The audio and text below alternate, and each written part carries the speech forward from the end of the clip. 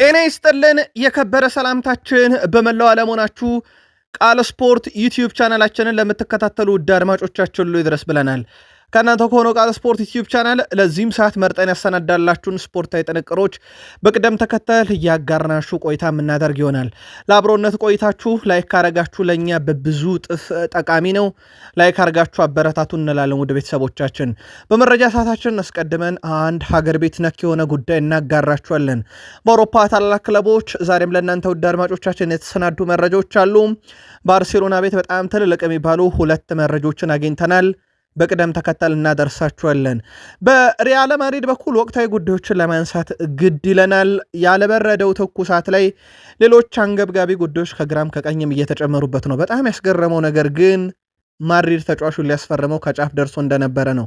በየትኛው አጋጣሚ የሚለውን እንነግራችኋለን። በርከት ያሉ ተጨማሪ መረጃዎችን በአውሮፓ ዙሪያ ለእናንተ ውድ አድማጮቻችን እንዲሁ እያጋራናችሁ ምን ቆይ ይሆናል። እስከ ፕሮግራማችን ፍጻሜ ቆዩ። በተወዳጁ እንግሊዝ ፕሪሚየር ሊግ የመረጃ ሰዓታችን በርከት ያሉ መረጃዎችን ለእናንተ ውድ አድማጮቻችን ይዘናል። ውድ ቤተሰቦቻችን በተለይም በፕሪሚየር ሊግ ከሰሞኑ ታሪክ የሰራውን ተጫዋች ታሪካዊ መረጃ ከነ ቡድኑ እናጋራችኋለን። ልዩ ጥንቅር ይዘንበታል።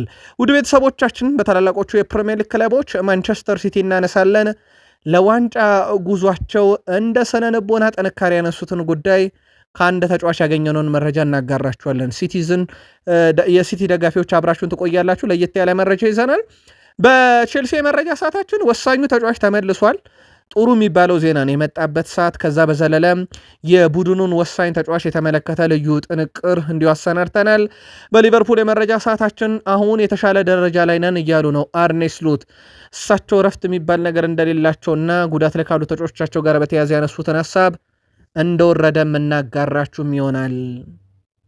ሚኬል አርቴታ ክለቡን ይለቃል እያለ ነው አንድ ሰው።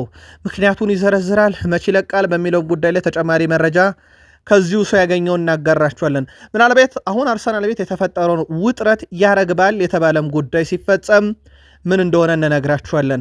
ከዛ ውጪ በአርሰናል በኩል እየተነሱ ያሉ ወቅታዊ መረጃዎችን ካነሳን በኋላ የሴስክ ፋብሪጋስ ነገር ከአርሰናል ጋር ዳግም ተነስቷልና ጉዳዩን እንመለከተዋለን። አርሰናል ቤት አንዳንድ ትልልቅ ውሳኔዎችን የሚፈልጉ ጉዳዮችን ጨምሮ በርካታ መረጃ እናጋራችኋለን።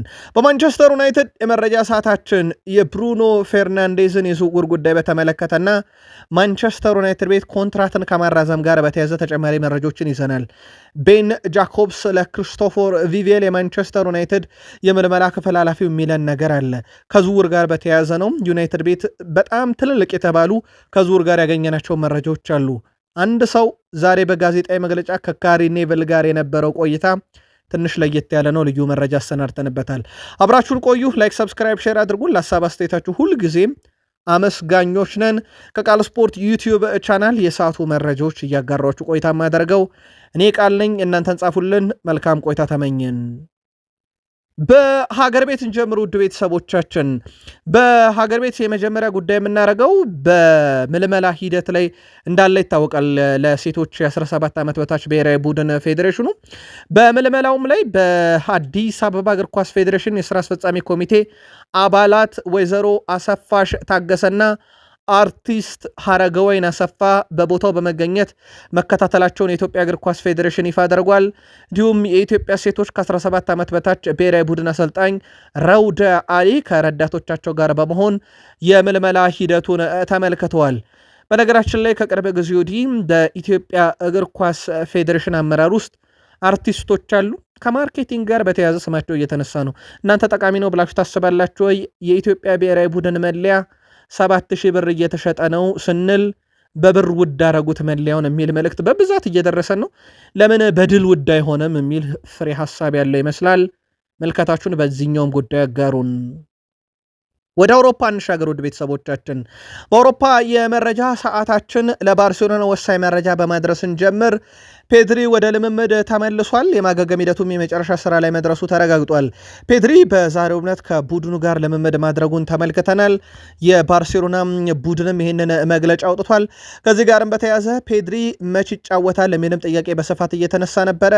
ፔድሪ በዚህኛው እሁድ ከሌቫንቴ ጋር በሚደረገው የስፔን ላሊጋ መርሃ ግብር የባርሴሎና ተጫዋች ሆኖ ግልጋሎት እንደሚሰጥ ይፋ ተደርጓል።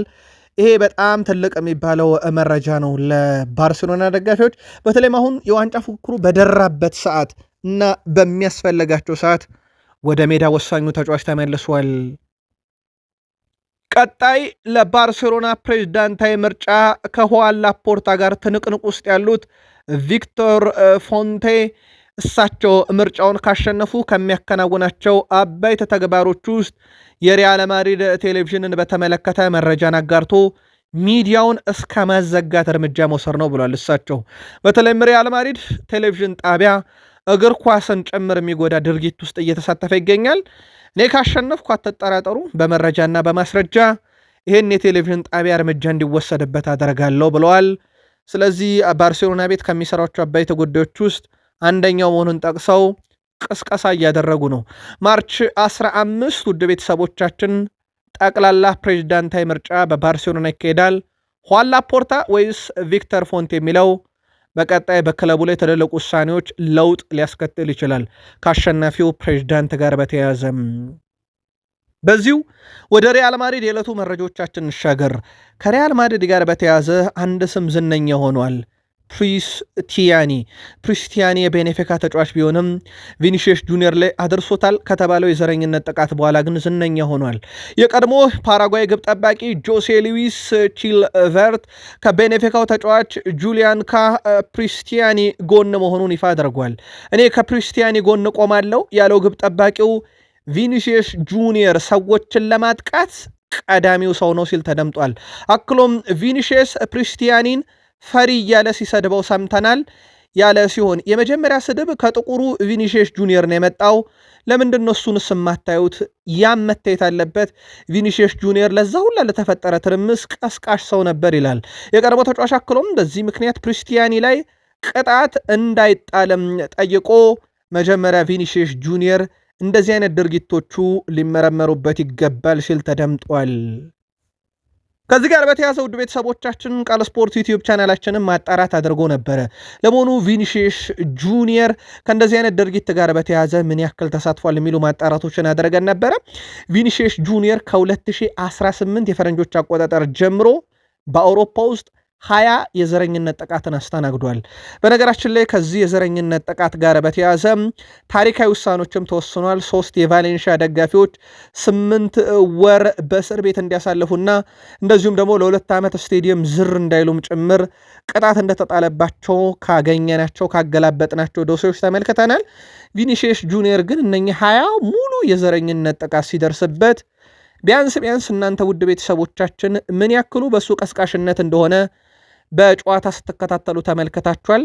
እኛ ባካሄድ ነው ማጣራት ግን 20 የዘረኝነት ጥቃቶች ተፈጽመውበታል።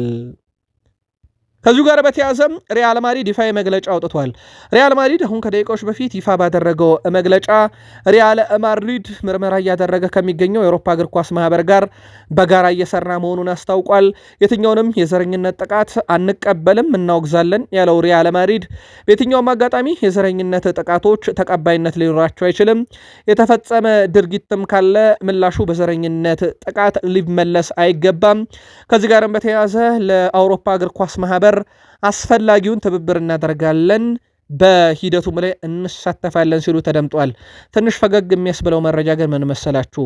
2023 ክረምት ላይ ጁኒየር ፕሪስቲያኒን ለማስፈረም ጠንክሮ ሲሰራ የነበረው ቡድን ሪያል ማድሪድ ነው። ያውም ከባርሴሎና ጋር ትንቅንቅ ውስጥ ገብቶ ተጫዋቹ በወቅቱ በአርጀንቲና አንደኛ ዲቪዚዮን እየተጫወተም እንደነበረ ነው መረጃዎች የሚያመለክቱት።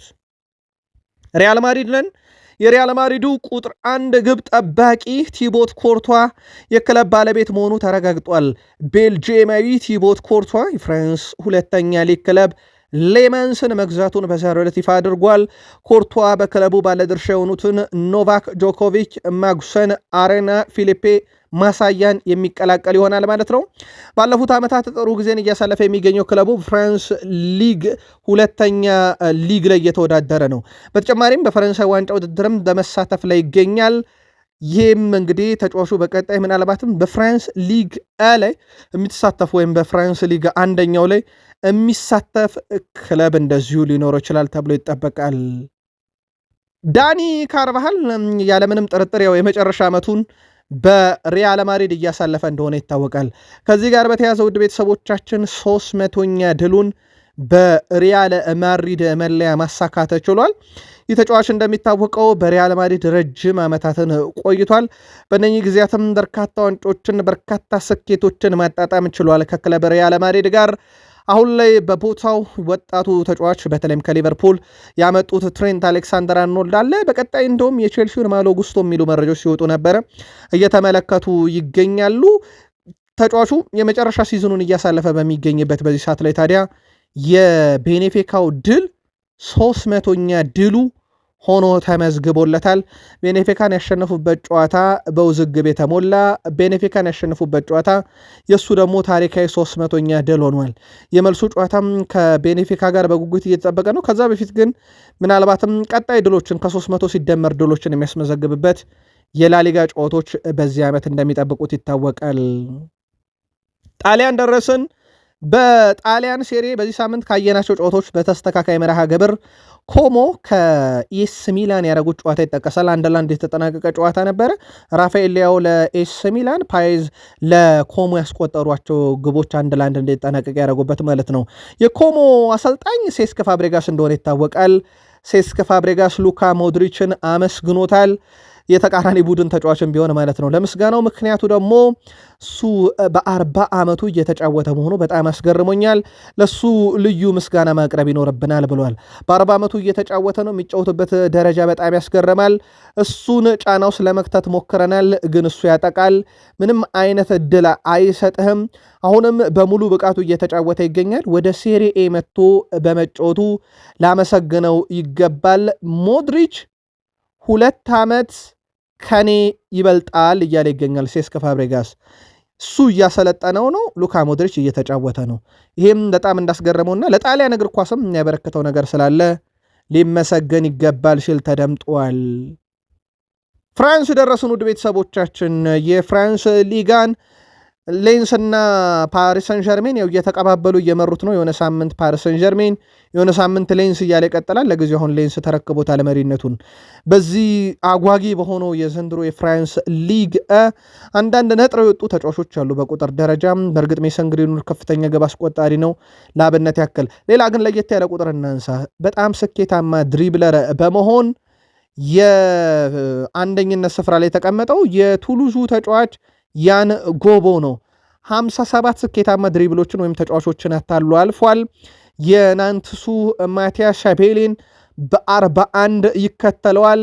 የሌንሱ ተጫዋች ፍሎሪያን ቱቭነን በ39 ሶስተኛ ነው። የኦሎምፒክ ማርሴው ሜሰን ግሪንውድ በ35 ስኬታማ ድሪብል አራተኛው ነው። በነገራችን ላይ በከፍተኛ ግብ አስቆጣሪነት ደግሞ ቀዳሚ ነው። ቀጣይ ዓመት የቼልሲ ንብረት ይሆናል ተብሎ በስትራስቡርግ እየተጫወተ የሚገኘው ጁሊዮ ኤንሴሶ ደግሞ በ31 አምስተኛው ነው። እነኚህ በፍራንስ ሊግ በተጫዋች ደረጃ እንደዚሁ የተያዙ አስደናቂ ቁጥሮች ናቸው። ውድ የቃል ስፖርት ዩቲዩብ ቻናል ቤተሰቦቻችን ከእናንተ ከሆነ ቃል ስፖርት ዩቲዩብ ቻናል ለሰዓቱ መርጠን ያሰናዳላችሁን ስፖርታዊ ጥንቅሮች በቅደም ተከተል እያጋራናችሁ እንደሆነ ይታወቃል። ከተወዳጁ የእንግሊዝ ፕሪሚየር ሊግ ብቻ ወዳገኘናቸው የዕለቱ ጥንቅሮች እንሻገር። ከፕሪሚየር ሊግ የመረጃ ሰዓታችን ጋር ስትቆዩ ላይክ እያረጋችሁ እንድታበረታቱን በትህትና ጠየቅን። የእናንተ አንድ ላይክ ለእኛ በብዙ ይጠቅመናል። ለሀሳብ አስተያየታችሁ እንደ ግብአትም ስለምንወስደው እጅግ አድርገን በዚሁ አጋጣሚ እናመሰግናለን። ጥያቄዎች ሲኖሩ ደግሞ እዛው የሀሳብ መስጫ ሳጥን ላይ ምላሽ ለምሰጡ ውድ ቤተሰቦቻችንን በዚሁ አጋጣሚ ምስጋናችን እናቀረብን። ወደ ተወዳጁ የእንግሊዝ ፕሪሚየር ሊግ መረጃ እንሻገር። የአውሮፓ ሻምፒዮንስ ሊግ ጥሎ ማለፍ ጨዋታ የሳምንቱን ምርጥ 4 እጩዎች በቃል ስፖርት ዩቲዩብ ቻናል በማለዳው የመረጃ ሰዓታችን አድርሰናችሁ ነበር። አራቱም በሳምንቱ ድንቅ ነበሩ። ያንዱ ግን የተለየ ነበረ። የሳምንቱ ምርጥ አንቶኒ ጎርደን ሆኗል። ኒውካስል ዩናይትድ ካራባግን ግማሽ ደርዘን ግብ አስቆጥሮ ባሸነፈበት ጨዋታ ከረፍት በፊት ብቻ 4 ግቦችን ከመረብ በማዋሃዱ ይታወቃል አንቶኒ ጎርደን። በዚህ መሰረት የኒውካስል ዩናይትዱ የፊት መስመር ተሰላፊ አንቶኒ ጎርደን የአውሮፓ ሻምፒዮንስ ሊግ የሁለት ምሽት ጨዋታ የሳምንቱ ምርጥ ተጫዋች በመባል እንደዚሁ መመረጥ ችሏል። ምናልባት ከሳምንቱ ጨዋታዎች አንጻር ለእናንተ ከዚህ የተለየ ምርጥ ነበር ወይም ደግሞ በማለዳው ጥንቅራችን ካቀረብንላችሁ 4 እጮች ውስጥ የተለየ ምርጫ ነበራችሁ ወይ? ጻፉልን። ለማንኛውም የኒውካስሉ አንቶኒ ጎርደን ግን ምርጥነቱን ወስዶ ሽልማት ተበርክቶለታል። ስለ አንቶኒ ጎርደን አንዳንድ ለየት ያሉ መረጃዎችን እንዲሁ ልናጋራችሁ ወደድን። ውድ ቤተሰቦቻችን አንቶኒ ጎርደን ዘንድሮ 10 የአውሮፓ ሻምፒዮንስ ሊግ ግቦች ያሉት ከኬሊያን ምባፔ ቀጥሎ ሁለተኛው ነው። ያ ግን አይደለም ቁም ነገሩ። አንቶኒ ጎርደን እነኛ 10 የአውሮፓ ሻምፒዮንስ ሊግ ግቦቹ ምናልባት በ2014-15 ቢሆን የወርቅ ጫማውን ለማንሳት ከክርስቲያኖ ሮናልዶ፣ ከሊዮኔል አንድሬስ ሜሲ፣ ከኔይማር ግቦች እኩል ነበሩና መጋራት የሚያስችል ሃላንድን 2020-21 ላይ መጋራት የሚችል እንደዚሁም 2023-24 ከኬንም ከኬሊያን ምባፔም ልቆ ሊያሸንፍ የሚችልበት የግብ ብዛት ነው። ይሄ ከአውሮፓ ሻምፒዮንስ ሊግ ምሽት ታሪካዊ ተጫዋቾች ሮናልዶ፣ ሜሲ፣ ኔይማር፣ ሃላንድ፣ ኬሊያን ምባፔ እና ሃሪኬን ተርታ የሚያሰልፍ አይነት ቁጥርን ያስመዘገበው በአንድ ምሽት ባስቆጠራቸው 4 ግቦች ድምርም ነው። ከዛ በፊት የሚያስቆጠራቸው ግቦች ነበሩ፣ በእርግጥ 6 ድምር ነውና ፍጹም የተለየ ነው። የተጫዋቹም የዚህ የውድድር ዓመት በኒካስል በአውሮፓ ሻምፒዮንስ ሊግ ምሽት እንደ ቡድን ኒካስል ዩናይትድ በእንግሊዝ ፕሪሚየር ሊግ 7 እና ከዛ በላይ እንግሊዝ ተጫዋቾችን ይዞ በአውሮፓ ሻምፒዮንስ ሊግ በጥሎ ማለፍ ጨዋታ የተጫወተ ቡድን ለመጨረሻ ጊዜ 7 እና ከዛ በላይ እንግሊዛውያን ተጫዋቾችን ይዞ የተጫወተ እንግሊዝ ክለብ ማንቸስተር ዩናይትድ ነበር። 1997-98 የውድድር ዓመት በግማሽ ፍጻሜ ጨዋታ ላይ ነበረ ማንቸስተር ዩናይትድ ያንን ያደረገው። በወቅቱ ከ7 በላይ እንግሊዛውያን ተጫዋቾች ነበረው በውስጡ። አሁን ደግሞ ኒካስል ዩናይትድ ይህን ያደረገ ሌላኛው የእንግሊዝ ፕሪሚየር ሊግ ሆኗል። ዓመቱን በጣም የራቀ ነው 1997-98። በጣም ለየት ያለው መረጃ ግን ውድ ቤተሰቦቻችን ብሩኖ ጉማሬሽ ሆስፒታል ነው ያለው። የኒካስልና የካራባግን ጨዋታም ቴሌቪዥን አስቀርቦ አልጋው ላይ ተኝቶ ቁጭ ብሎ ሲከታተል ነበር። ክለቡም በበርከት ያለ ግብ አሸንፎ እንዲሁ ሲያስፈነድቀው አምሽቷል። የማንቸስተር ሲቲ በራስ የመተማመን ስሜት በየትኛውም መንገድ ቢሆን አሁን ከፍ የሚልበት አጋጣሚ ተፈጥሯል። ራሳቸውን ባሸነፉት እና ባስመዘገቡት ድል የሚፎካከሩት አርሰናልም እየጣለ ባለው ነጥብ ምክንያት በራስ መተማመን አሁን የሲቲ በየትኛው መንገድ ከፍ ያለ ነው። ካስታወሳችሁ ከሊቨርፑል ጨዋታ ነጥብ ከጣለን ሁላችንም የሊጉ ፉክክር እንዳበቃ እናውቅ ነበር እንዳለ ይታወቃል ቤርናንዶ ሲልቫ። 2024 ላይ ደግሞ የቡድኑ ቁልፍ ተጫዋች የነበረው ሮድሪ እኛና አርሰናል መካከል ያለው የአስተሳሰብ ልዩነት ነው ማለቱም ይታወቃል። ቤርናንዶ ሲልቫ የሲቲን የአእምሮ ጥንካሬ በደንብ የገለጸበት ትልቅ አጋጣሚም ነበረ።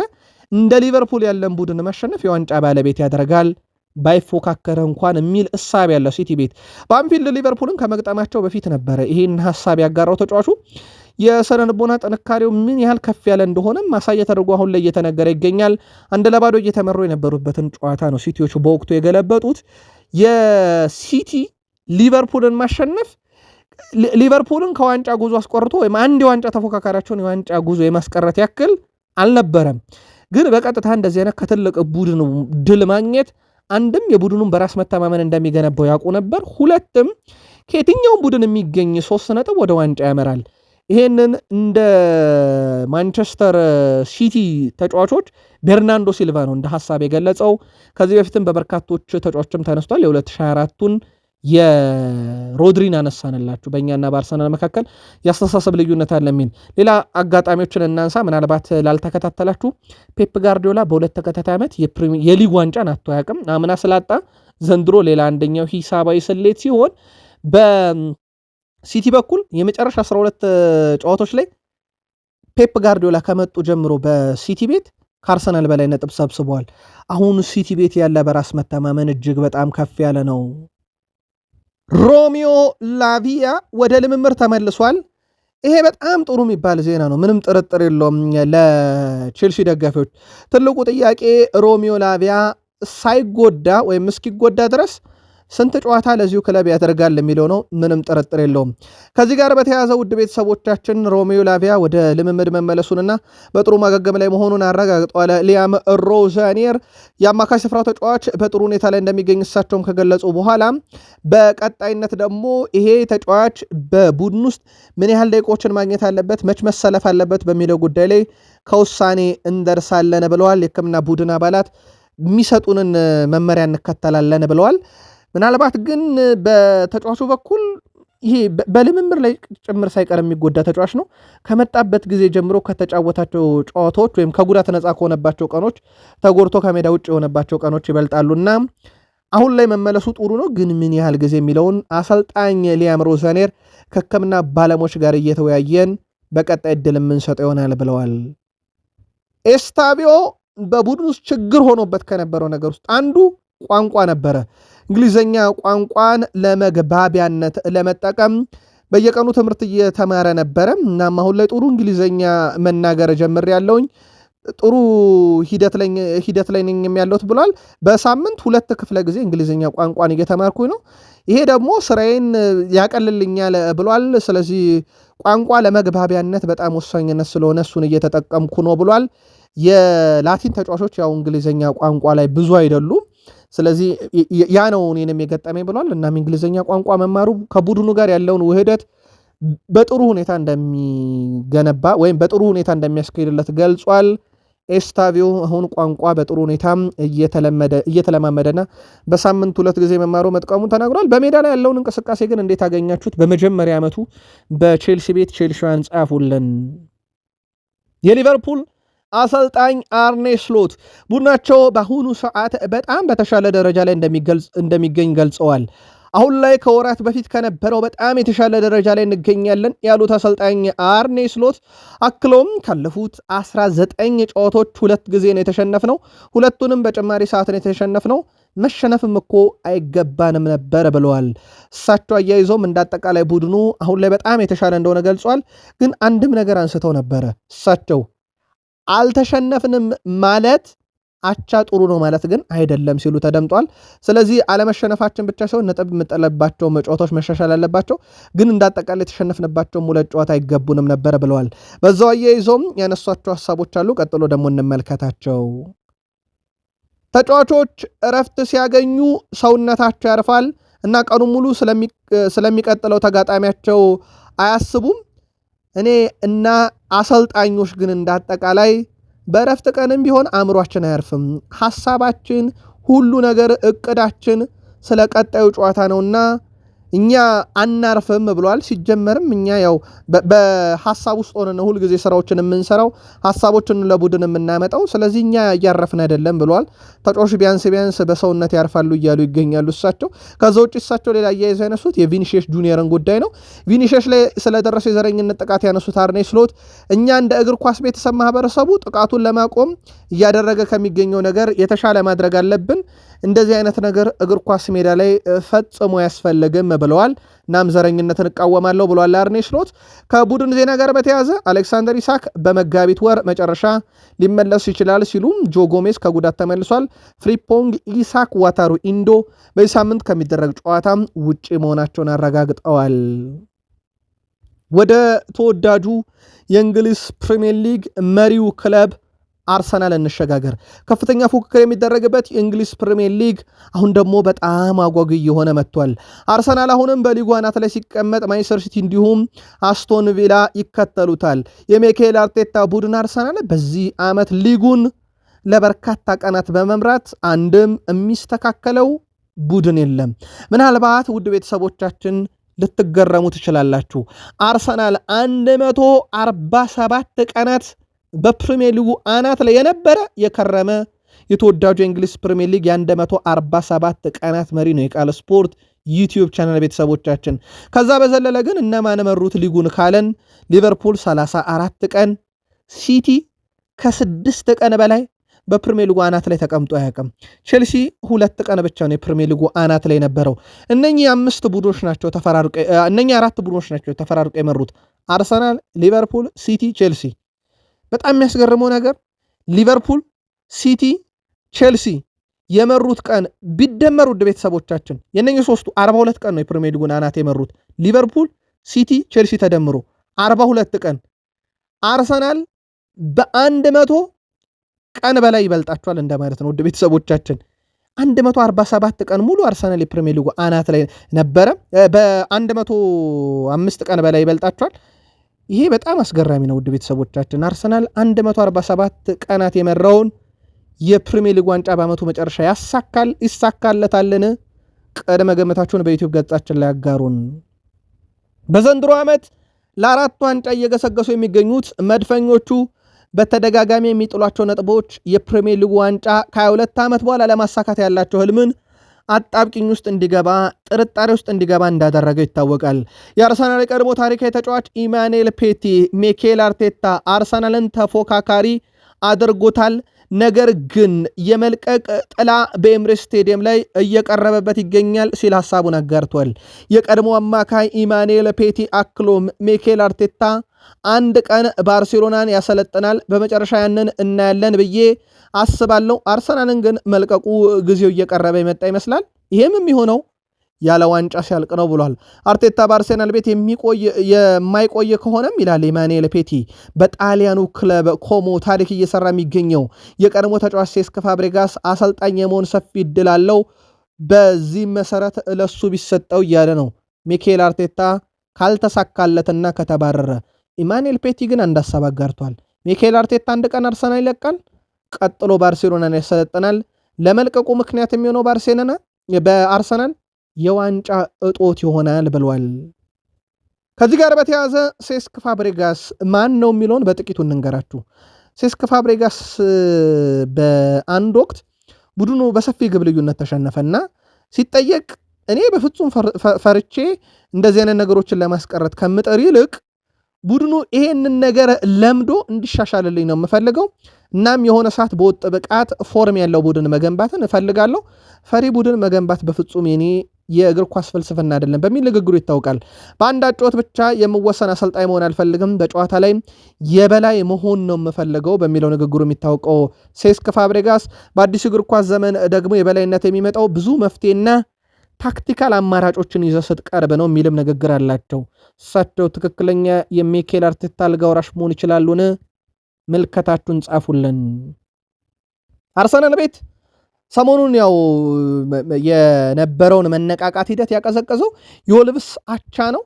አርሰናል ቤት ታዲያ በዛሬው ዕለት ያ በወልቭስ ነጥብ እመጣለ ያቆዘመው ደጋፊውን ደስታ ውስጥ ይከት ዘንድ ብለው ካሰቡ ዛሬ ይፋ ያደረጉት አንድ ነገር አለ። በእርግጥ መረጃው በቃል ስፖርት ዩቲዩብ ቻናል አስቀድመን ይፋ አድርገናል። የቡካዮ ሳካን ውል ማራዘም አርሰናል አሁን ከጥቂት ደቂቃ በፊት 300,000 ፓውንድ የሚያስገኝለትን ስምምነት ማስፈረማቸውን ኦፊሻሊ ይፋ አድርገውታል።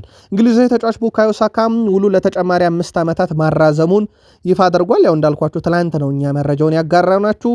ባይሆን ቡካዮ ሳካ ምን አለው የሚለውን እንንገራችሁ። እዚህ ሁሉንም ነገር ማሸነፍ ፈልጋለሁ ብሏል። በአርሰናሉን ያራዘመው ቡካዮ ሳካ በጣም ተደስቻለሁ ሲል ከፌርማው በኋላ ሐሳቡን አጋርቷል። በክለቡ ለመቆየት መወሰኑ ቀላል ውሳኔ ብሎታል። ቡካዮ ሳካ እዚህ ሁሉንም ነገር እንደማሸነፍ ተስፋ አደርጋለሁ ብሏል። ቀጣይ ጥቂት ዓመታት ወሳኝ እንደሚሆን የገለጸው ሳካ ዋንጫዎችን እናሸነፋለን፣ እንዲሁ በክለቡ ታሪክ እንሰራለን ሲል ተደምጧል።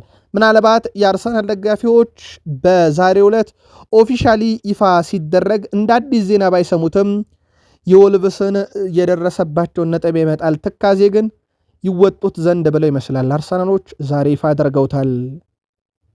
ፖል ሜርሰን አርቴታ ከወትሮ በጣም በተለየ መንገድ ተስፋ ቆርጧል ብሏል።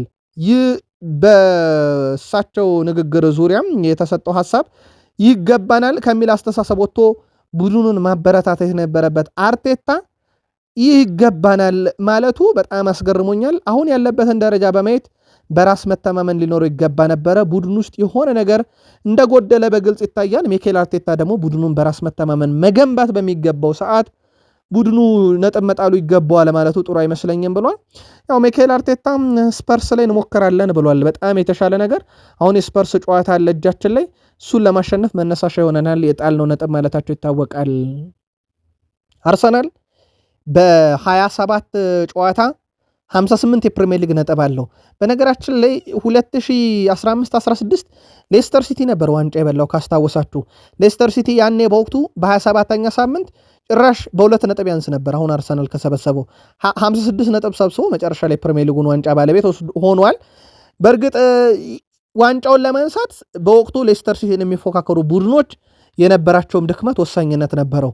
አሁን ለአርሰናል ተፎካካሪዎቹ በቀጥታ ሲቲ እና አስቶን ቪላ አሁን ባለው ሁኔታ ያው በቀጥታ የሚቀርቡት እነሱ ስለሆኑ እንደ ሌስተሩ እንደ ወቅቱ ይተኛሉ ወይ የሚለው ነገር ትልቁ አንገብጋቢ ጉዳይ ነው። በአስቶን ቪላ እና በአርሰናል መካከል ያለ ነጥብ ልዩነት አሁን 8 ነው። ምናልባት አስቶን ቪላ ቀሪ ጨዋታውን ካሸነፈ ወደ 5 ዝቅ ይላልና እነኚህ እንደ ሌስተር ያኔ እንደበላበት ዘመን የሚተኙለት አይሆንም። ለማንኛውም ከ27 ሳምንት በኋላ 58 ነጥብ ያለው አርሰናል ዝቅተኛ ነጥብ ሰብስቦ ሊጉን የሚመራ ከሌስተር በኋላ ሁለተኛው ቡድን ሆኗል። አርሰናል ቤት አንዳንድ ቅሬታዎች ተነስተዋል። ለአብነት ያክል ክለቡ ሰዓት እያባከነ ነው፣ ደቂቃ እየገደለ ነው የሚሉ አንዳንድ ነገሮች እየተነሱ ነው። ለአብነት ያክል የእጁር ወራ ላይ የማዕዘን ምት ላይ ተጫዋቾች ተጎድተው እየወደቁ ሰዓት እየገደሉ ነው የሚል ትችቶች ከሰሞኑ እየቀረበባቸው ይገኛል አርሰናሎችን። በነገራችን ላይ ሰዓት መግደል በራሱ አንዱ ጨዋታን ማሸነፊያ ቴክኒክ ሊሆን ይችላል። ግን እንደ አርሰናል ያለ ቡድን በእንደዛ አይነት መንገድ አልፎ ነው ወይ የመጣው የሚለው በጣም ትልቁ ጥያቄ ነው። የአርሰናል አስተሳሰብ ሰዓት በመግደል ውስጥ አለው የሚለው ትልቁ ጥያቄ ነው። የአርሰናል ተጫዋቾች በዛ መንገድ ተገንብተዋል ወይ? ይህ ሰዓት የማስጠበቅ አይነት ሜንታሊቲው ብቻ ሳይሆን ይሄ ፊዚካሊቲም ይፈልጋል። ሰዓት ለመግደል የማዕዘን ምትጋ ኳሱን ወስዶ ረጅም ሰዓት ማቆየት፣ ትግል መታገል፣ ከዛ በዘለለ ደግሞ ኳስ በእግራቸው ስር እንዲቆይና ኳሱ ተቃራኒ ቡድን ጋር እንዳይገባ ማድረግም አንዱ ሰዓት መግደል ነው። አርሰናሎችም ቅሬታ እያቀረበሉት ሰዓት የምንገልበት መንገድ ከደጋፊዎች በተለይ ትክክለኛ አይነት መንገድ አይደለም የሚሉ ቅሬታዎችም እየቀረቡ ነው። ሌላ አርሰናል ቤት የቀረቡት ቅሬታዎች በፕሪሚየር ሊጉ ሮቴሽን ላይ ነው። ቲምበር በፕሪሚየር ሊግ 2182 ደቂቃ ተጫውቷል። እሱን ተክቶ የሚጫወተው ቤን ዋይት 411 ደቂቃ ነው የተጫወተው። ምን ያህል ፍሬሽ ሌግ እንዳለ ማሳያ ነው። ግን እየተጠቀሙት አይደለም። ሚኬል አርቴታ ሰዓት ለመግደል ሜዳ ውስጥ ከቲምበርና ከዋይት ማን የተሻለ ነው የሚል ጥያቄ እንደገና እንዲነሳ ያደረገ ነው። አማካይ ላይ ዙቤሜንዲ 2272 ደቂቃ ተጫውቷል። ኖርጋርድ 32 ደቂቃ ነው በፕሪሚየር ሊግ የተጫወተው። የትኛው ፍሬሽ ሊግ ነው የትኛው ሰዓት ለመግደል የተሻለ ነው የሚለው ይሄ ሚኬል አርቴታን በብዙ ያስተቸ ጉዳይ ሆኗል። ምናልባት ከተጫዋች ደረጃ ደግሞ ያስተቻቸው አንደኛው የተጫዋች ደረጃ የተተቸው ዳቪድ ሪያ ነው። በዚህ ሳምንት ለተቆጠሩት ግቦች በተለይ ለሁለተኛው ግብ ትልቁ ተጠያቂ እንደነበር ይታወቃል። በጨዋታውም በነገራችን ላይ ከ4.62 በላይ ሬቲንግ እንዳልተሰጠ ይታወቃል። ቀጣይ አርሰናል ለማገገሚያ የሆነው ዘንድ የሚገጥመው ቡድን ወልቭስን አይነት ደካማ ቡድን አይደለም። ቶትንሃምን አይነት በደካማ ቡድን ጊዜም ለአርሰናል ሲሆን የማይተኘው ልክ ኤቨርተን ለሊቨርፑል እንደማይተኘው ማለት ነው። ቶትንሃም ለአርሰናል በቀላሉ እጅ የሚሰጥ አይነት ቡድን አይደለም። ይሄ ከክብር ጋር የሚደረግ ጨዋታ ስለሆነ በእርግጥ በዛ ሰዓት ለአርሰናል ምናልባት ጥቅም የሚባለው በቶትንሃም በኩል ኦድበርት፣ ማዲሰን፣ ቤንታንኩር፣ ኩዱስ፣ ቤን ዴቪስ፣ ሉካስ በርግቬል፣ ኦዴጎ፣ ኩሉዝስኪና ዳንሶ በጉዳት በቅጣት ደግሞ ሮሜሮ የለም። ምናልባት ሪቻርልሰን እና ፔድሮ ፓሮ ለመመለስ ቅርብ ናቸው። ይሄ ሁላ ተጫዋች በቅጣትና በጉዳት ያጣውን ቶትንሃም መግጠም ራሱን የቻለ አድቫንቴጅ ሊኖረው ይችላል። የሊጉ መሪ አርሰናል ከቶትንሃም ጋር በሰሜን ለንደን ደርቢ ጨዋታ እሁድ ምሽት 1:30 ይፋለማሉ።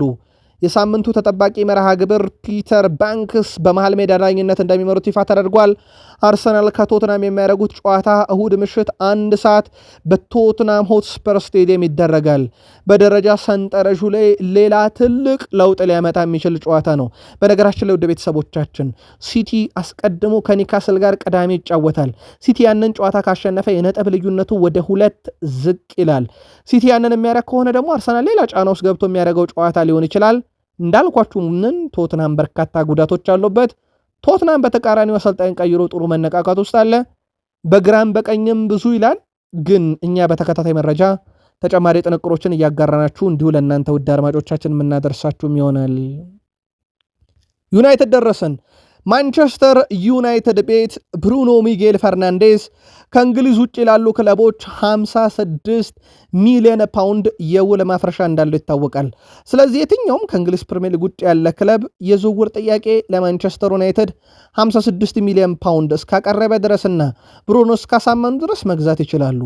አሁን ጥያቄው ያ አይደለም። 56 ሚሊዮን ፓውንድ መኖሩ እውነት ነው፣ ውል ማፍረሻ ነው። ግን ሁሉን ነገር የሚወስነው የብሩኖ ፈርናንዴዝ የመጨረሻ ውሳኔ ይሆናል። በማንቸስተር ዩናይትድ አዲስ አሰልጣኝም ይጠበቃል። ካሪክም ከቀጠለ ሰየው፣ አዲስም ከመጣ ሰየው። ዩናይትድ ቤት ግን አንድ ውሳኔ ለመወሰን እነኚህም የሚመጡ አሰልጣኞች ወይም የካሪክ ቋሚ መሆንና ቀጣይ አውሮፓ ሻምፒዮንስ ሊግ ትኬት ራሳቸውን የቻሉ ተጽዕኖ ይኖራቸዋል። የውል ማፍረሻው እንዳለ ሆኖ ብሩኖን 56 ሚሊዮን ፓውንድ ቢሸጥ ዩናይትድ ተጠቃሚ ይሆናል ለማለት በጣም ይቸግራል። ገንዘቡ ትልቅ ቢሆንም ብሩኖን በዚህን ያክል ገንዘብ መተካት አንድ ብሩኖ ራሱ ይተካል ወይ ሌላኛው መከራከሪያ ጥያቄ እንደሆነ ይታወቃል። ፋብሪዞ ሮማኖ ምናልባት ጥሩ ዜና ብሎ በማንቸስተር ዩናይትድ በኮንትራት ጉዳይ ይዞት የመጣው የሃሪ ማጓየርን ነው። ሁለቱም አካላት ማለትም ሃሪ ማጓየርን ማንቸስተር ዩናይትድም አብረው ሊቀጥሉ የሚችሉበት ፍላጎቶች አሉ ይላል። ከዚህ ጋር በተያያዘ ተጫዋቹ ዋነኛ ፍላጎቱ እሱ ነው እያለ ይገኛል። ማጓየር በቅድሚያ የሚሰጠው በማንቸስተር ዩናይትድ መቆየትን ነው ያለው ፋብሪዞ ሮማኖ። ደሞዙንም ቢሆን ለመቀነስ በማንቸስተር ዩናይትድ ፈቃደኛ ነው። ወሳኙ ጉዳይ የሚሰጥ የኮንትራት ረዝማኔ ነው ብሏል። ማጓየር ከበርካታ ክለቦች በነገራችን ላይ ጥያቄ ቀርቦለታል። ይሄ የተረጋገጠ ነው። በተለይም ከጣሊያን ክለቦች ጥያቄ ቀርቧል። ለአንዳቸው ምላሽ አልሰጠም ከዩናይትድ ጋር ያለውን ነገር እስኪቋጭ።